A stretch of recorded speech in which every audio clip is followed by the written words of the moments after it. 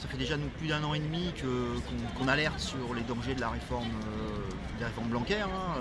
Ça a commencé l'an dernier par Parcoursup, on en a vu déjà les dégâts dès l'an dernier, dès l'été dernier, pour notamment les élèves de bac pro et de bac techno, pour l'accès à l'enseignement supérieur.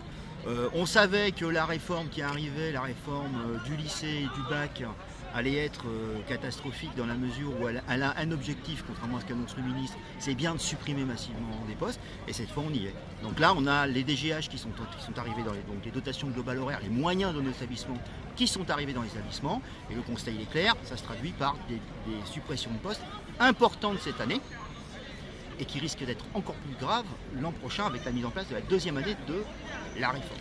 Donc en fait, le ministre ne construit pas l'école de la confiance, parce que ça c'est un argument de communication.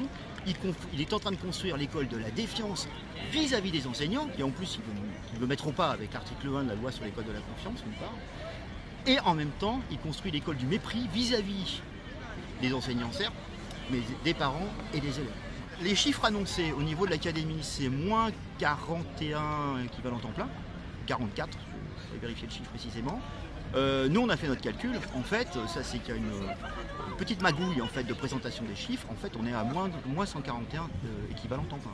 Pour la rentrée prochaine? Pour la rentrée prochaine, donc on en est là. Ça veut dire concrètement, pour nous enseignants et pour les élèves, une dégradation manifeste déjà cette année des conditions de travail et d'apprentissage, et qui vont s'aggraver encore l'année prochaine, et dans les années à suivre.